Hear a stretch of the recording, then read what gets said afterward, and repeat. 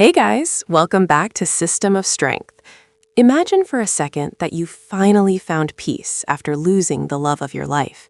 You've cried all your tears, you've attended the funeral, and you've accepted he's never coming back. Then you're just at the grocery store, and there he is, standing in line, holding a carton of milk. This isn't a ghost story, and it isn't a horror movie. This is the true story of Sarah, a woman from a small coastal town who lived through every wife's worst nightmare, and then lived through something even more confusing. Sarah and Mark were that couple. You know the one.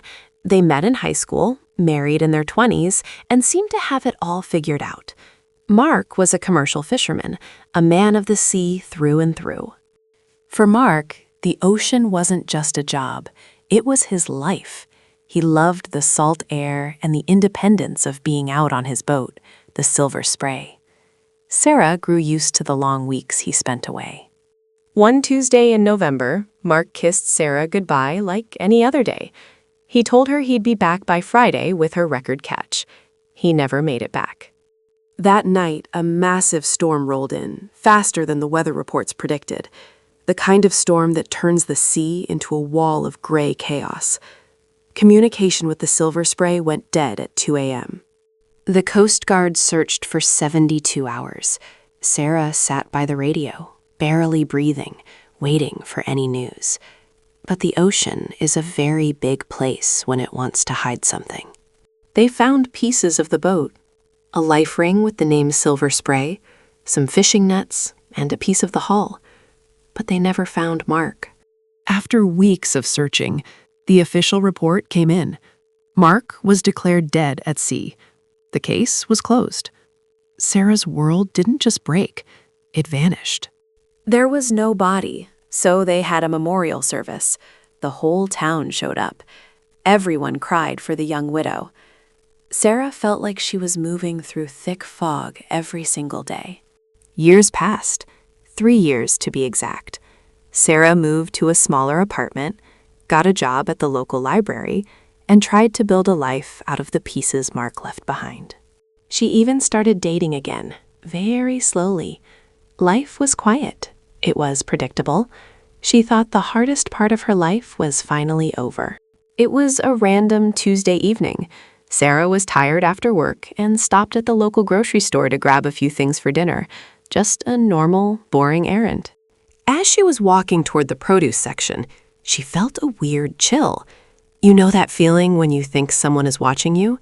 She turned around, expecting to see a neighbor. That's when she saw him, at the end of the aisle, standing by the fruit. A man with the same height, the same broad shoulders, and that exact way of tilting his head. She told herself she was crazy. It happens to people who lose someone, right? You see them in crowds. Your brain plays tricks because it wants them back so badly. But then he turned. Just a little. She saw his profile. The scar on his jaw from a fishing accident years ago. It was him. It was Mark. Sarah couldn't move. Her heart was beating so hard she could hear it in her ears. He was wearing different clothes. He looked a bit older, but there was no doubt in her mind. He reached for a bag of groceries and started walking toward the registers. He looked calm. He looked normal, like he hadn't been dead for 3 years. Sarah finally found her legs. She dropped her basket and started following him. She didn't call his name. She couldn't. Her voice was completely gone. She followed him out into the parking lot. The sun was setting, casting long, orange shadows everywhere. He was walking toward a silver SUV she didn't recognize. He reached the car and opened the trunk. Sarah was only 10 feet away now. She finally managed to whisper his name. Mark? The man froze. He didn't turn around immediately. He just stood there, shoulders tensed, hands gripping the edge of the trunk. When he finally turned around, his face wasn't full of joy. It was full of absolute terror. He looked at her like she was the ghost, not the other way around. Sarah asked him, "How are you here? We had a funeral. I buried an empty casket." Mark just looked down and said, "You weren't supposed to see me, Sarah." Before she could say another word, he hopped into the car and drove off. He didn't explain, he didn't hug her, he just fled. Sarah stood there, with the scent of his cologne still in the air. Sarah didn't go home. She went straight to the police. But what do you tell them? My dead husband is buying groceries and driving a Honda? The police were polite, but they thought she was having a breakdown. Grief does strange things to the mind, they said. They told her to go home and rest. Sarah knew what she saw. She went back to the grocery store the next day and begged the manager to let her see the security footage. Luckily, she knew the manager's wife. There he was, on camera, clear as day. He had used a credit card. The manager couldn't give her the name on the card, but he confirmed the transaction happened. Sarah used her savings to hire a private investigator. She needed to know if she was losing her mind or if her husband had faked his own death and left her behind. 3 days later, the investigator called. He found him. Mark was living 2 towns over, under a different name, with a different life. Sarah drove to the address.